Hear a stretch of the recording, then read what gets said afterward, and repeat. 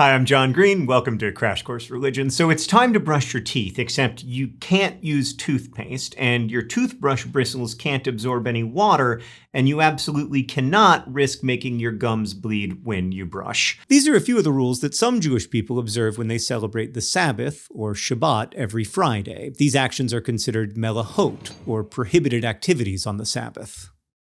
So how do they maintain good oral hygiene? Well, some folks at the company Kosher Innovations designed a Shabbat-friendly toothbrush. It's got rubber bristles that won't absorb water or rough up your gums, and in lieu of toothpaste, folks can use mouthwash. But here's the thing, there are tons of Jewish people across the world who don't abide by these rules, and that doesn't make them any less Jewish. Judaism is, there's a theme emerging in this series, complex.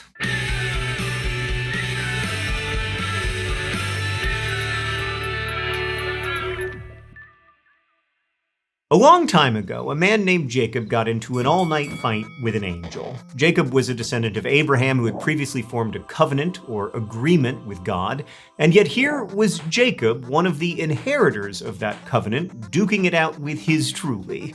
By the time the fight was over, he had a new nickname, Yisrael, meaning he who struggles with God. Jacob's descendants, the ancient Israelites, would eventually form what we know today as Judaism.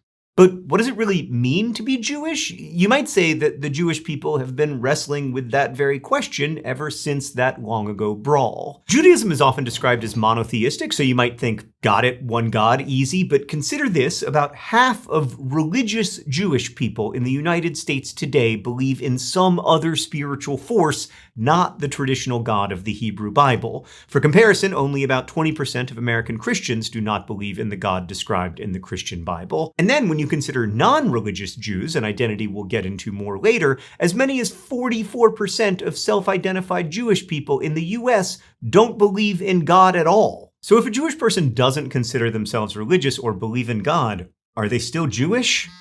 Oh, hold on, I need to take this. God, I thought I blocked you. Hey, I'm on my burner. Well, I guess technically they're all burners. This one's easy, man. Being Jewish is a religion, so if somebody doesn't believe in God, they aren't Jewish. I got the guide right here. It says they got something like a Bible. The Tanakh. Something like a pastor. Rabbi. Something like a church. Synagogue. Look, all those things are true, but many Jewish people don't follow a common creed. For a lot of folks, it's more about action than faith. So all I have to do to be Jewish is act Jewish? No, that's not what I said. Listen, I'm just asking questions here, man. Oh, God. One of the ways I know we don't live in a perfect world, Devil's Advocate, is because if we did, when somebody said, I'm just asking questions here, they would disappear automatically into a puff of smoke forever. Okay, to be Jewish, you could convert, which traditionally involves months of study and religious education, or you might be born into Judaism because it's often thought of as ancestral. But it's also cultural, a community with shared ways of cooking, eating, marrying, washing, and speaking. And that culture is wildly diverse. Many Jewish people believe that following religious law is extremely important, that it's inherent to the ultimate concern. Oh, God, every time you quote Paul Tillich, I want to barf. Hold on, man. I think this is... Oh, yeah, that's my crypto broker. I gotta go. I need to stop answering unknown numbers. The point is, Jewish identity can be a lot of things.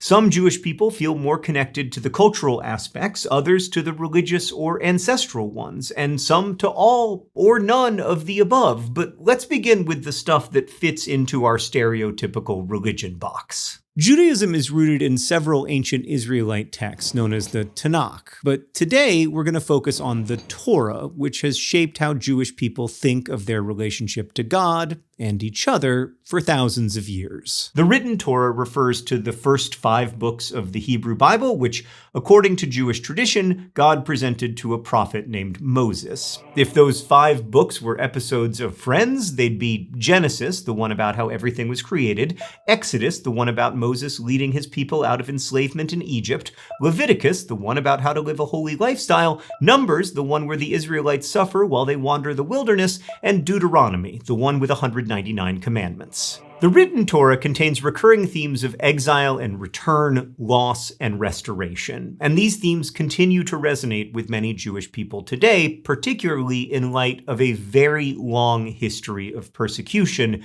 especially by Christians. Unfortunately, anti-Semitism didn't begin or end with the Holocaust.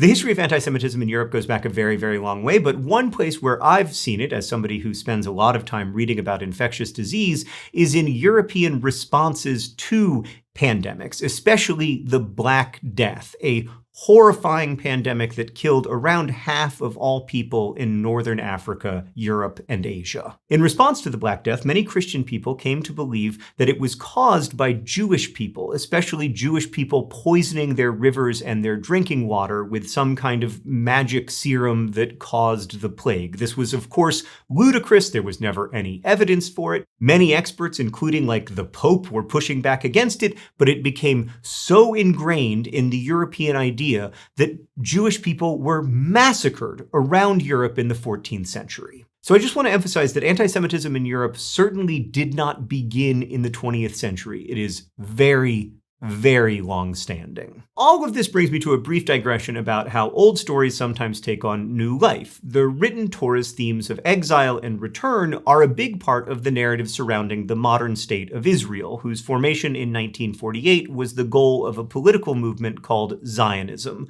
Zionism is a diverse movement, but it views Judaism as a nationality as well as a religious, cultural, and ancestral identity. Proponents advocate for a national home in Israel where Jewish people can live as citizens of a Jewish state. Now, obviously, this is complicated for lots of geopolitical reasons that we aren't going to get into here, but suffice it to say, Jewish people are not the only people with roots or a current presence in what is now the state of Israel. There are also people of the Druze faith, as well as Muslim and Christian Palestinians, many of whom have been and continue to be displaced. It's important to remember that not all Jewish people support the Zionist movement, but many do. The state of Israel has been widely, but not universally, recognized by other nations since 1948. You can find much, much more information on this historical context by following the links in the description of this episode. Okay, back to the Torah. So besides the written Torah, there's also the oral Torah, which, despite its name, has also been written down for a very long time. The oral Torah is the whole body of Jewish teachings, law, practices, interpretations, and scriptures passed down alongside the written Torah. If that all sounds a little contradictory, just wait until you hear about the two guys who started it. Let's head to the thought bubble. There once lived two rabbis, Shammai, the strict, fiery, rules are rules type, and Hillel, the gentle, caring, impossible to anger type. Despite their differences, the two rabbis actually agreed on most things, but they each had their own schools of Torah learning. Beit Shammai, the more strict, and Beit Hillel, the more lenient. And as those schools grew, so did the hot takes on the finer points of Jewish law, like, is it okay to divorce? Beit Shammai said only in serious cases. Beit Hillel said sure, for lots of reasons, from infidelity to intentionally being served spoiled food. Or is it okay to tell a white lie? Beit Shammai said never, even if it means telling a woman she doesn't look beautiful on her wedding day. Beit Hillel said every woman looks beautiful at her wedding. If you think she doesn't, no you don't. For centuries, the two schools debated marriage laws, holy days, and everything in between, and around the year 200 CE, rabbis started writing these opinions down, and then writing down opinions about those opinions, so that dueling perspectives literally circled each other on the page. This cacophonous debate became known as the Talmud, the central rabbinic text for most Jews today. Thanks, Thought Bubble. So today, the Talmud is the most comprehensive collection of oral Torah, with over 2.5 million words laying out opinions on how to interpret Jewish laws. And to add another wrinkle, when Jews talk about the Torah, they often mean both the written and oral Torah. That dual Torah is the source of Jewish rituals, holidays, and customs today, including practices like wearing a head covering called a kippah, circumcising baby boys 8 days after birth, and celebrating the weekly Shabbat, or Holy Day, every Friday at sunset. But because there are so many ways to interpret the laws of the dual Torah, the debates that started way back with Shammai and Hillel continue today around questions like, can women be rabbis? Or is it okay to push an elevator button on Shabbat using electricity when the law says to refrain from creating fires and sparks on that day? The answers depend on how you interpret the nature of Jewish laws in general. Are they meant to be unwavering, flexible, or somewhere in between?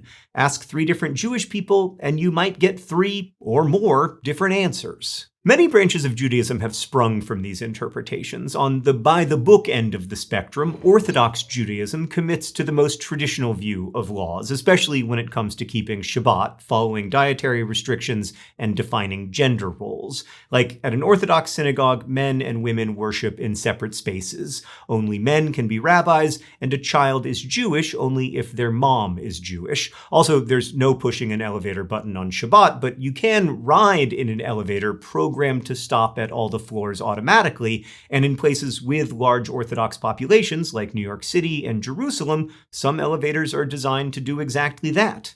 On the opposite end of the spectrum, there's Reform Judaism, the most progressive branch and the most common in the US today, which views the Oral Torah as divinely inspired, but definitely human-made. Reform Jews think of traditional laws like a house built long ago that needs to fit its current occupants. So in Reform Judaism, men and women worship together, women can be rabbis, and as long as one parent is Jewish, the child is Jewish too. Whether or not you push an elevator button on Shabbat is up to you. In the middle, you have Conservative Judaism, which holds tradition and change as its motto. So there's reverence for the old ways, like tracing Jewish ancestry through the mother, but openness to people's needs now. Women can be rabbis and worship alongside men in conservative synagogues, and while using electricity on Shabbat is still discouraged, conservative rabbis made an exception in 2020, permitting live-streamed services in light of the pandemic. And then beyond the big three branches, there are other groups with their own interpretations. Reconstructionists who prioritize learning from the past, but finding what's meaningful now. People who say, I'm Jewish, but don't identify with any particular branch. And yes, Jewish atheists. And throughout history, largely in response to persecution in communities where they were a religious minority, Jewish people spread across the world in what's called the Jewish diaspora, and unique communities emerged in each new location. Ashkenazi Jews in Eastern Europe, Sephardic Jews in Spain and Portugal, and Beta Israel in Ethiopia. All of these voices, all of these perspectives, and all of them Jewish. So is Judaism a religion? Yes. But being Jewish doesn't have to be a religious identity. It's also a people, a culture. To many, being Jewish is much bigger and more fluid than what the word religion can hold. Being Jewish can look and feel very different based on your interpretation of Torah, or the synagogue where you attend services, or if you don't attend services at all but still identify as Jewish. Judaism is a religion, but it's also a way of being, a lineage, a culture, what some scholars have called a civilizational identity. In our next episode, we'll explore many of the ways that people practice the Christian faith, including myself. I'll see you there. Thanks for watching this episode of Crash Course Religions, which was filmed at our studio in Indianapolis, Indiana, and was made with the help of all of these nice people. If you want to help keep Crash Course free for everyone forever, you can join our community on Patreon.